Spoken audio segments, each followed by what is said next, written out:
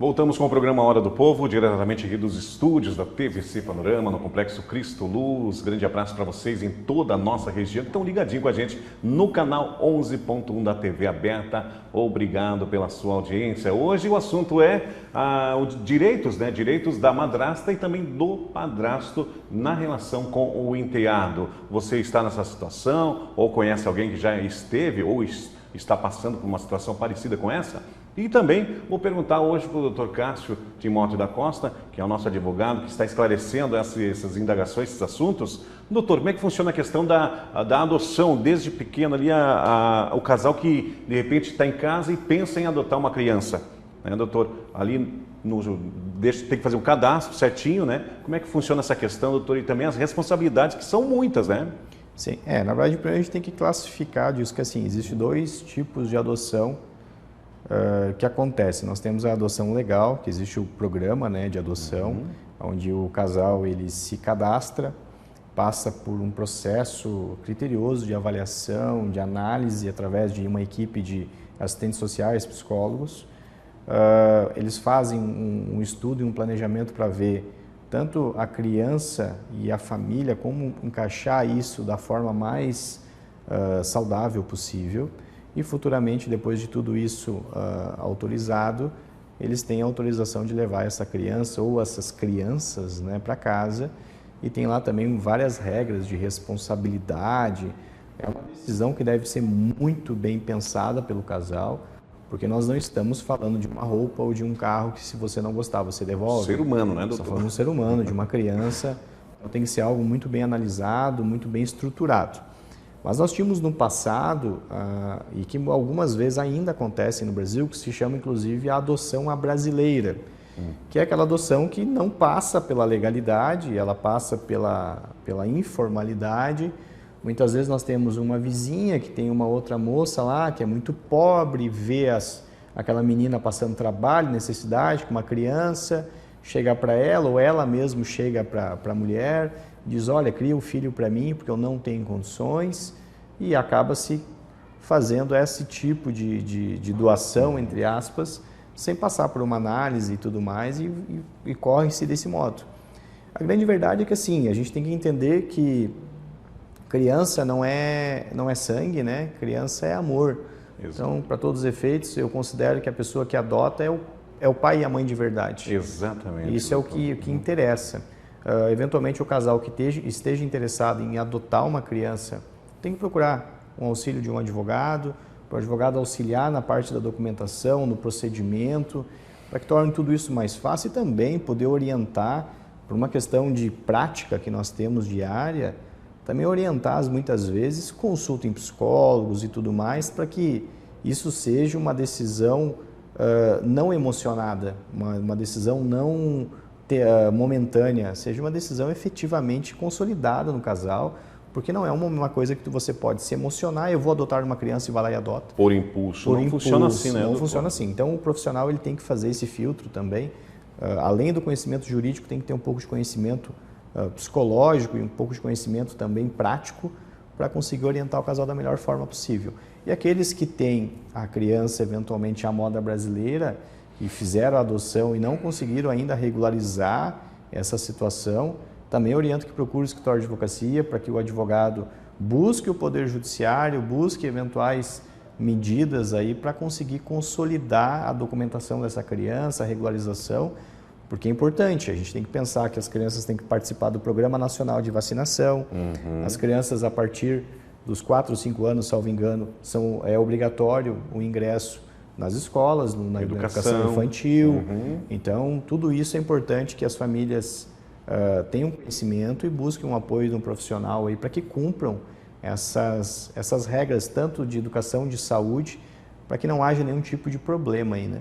Perfeito, muito bem explicado. Então, para você que tinha suas dúvidas, de repente estava com vontade de adotar uma criança, bebezinha, tem as suas responsabilidades e não são poucas, são muitas. Voltando ao assunto aqui, doutor, sobre a responsabilidade, os direitos, do padrasto e da madrasta, me separei, tenho a obrigação de pagar pensão ao meu enteado, doutor?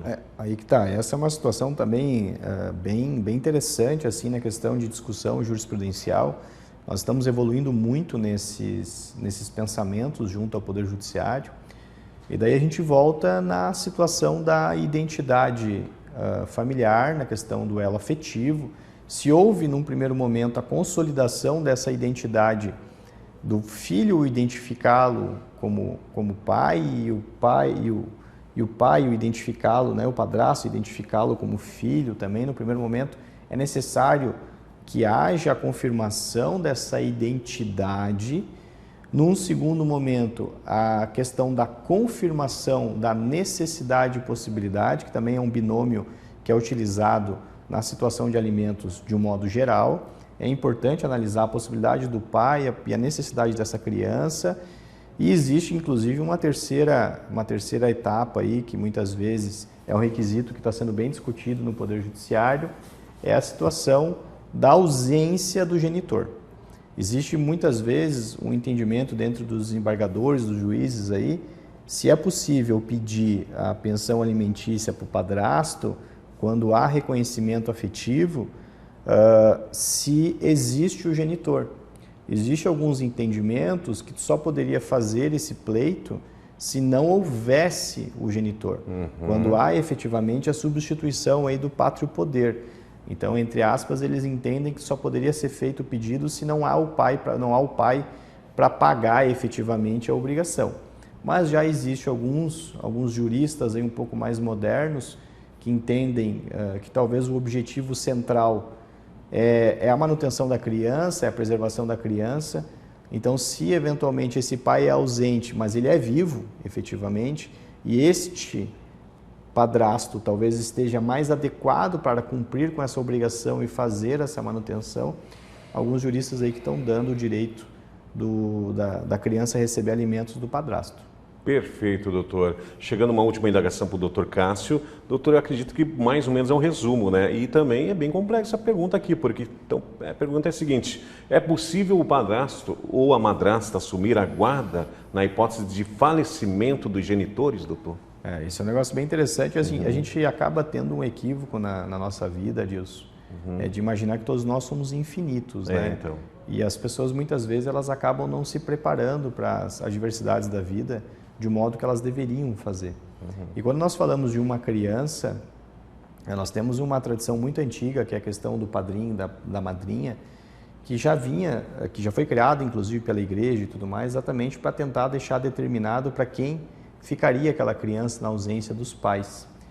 Mas, quando a gente começa a refletir um pouco mais essa situação dos múltiplos relacionamentos, obviamente a igreja ela não identificava a possibilidade de você se separar no passado e ter um novo relacionamento, por isso que não trazia essa regra, trazia a figura do padrinho e da madrinha.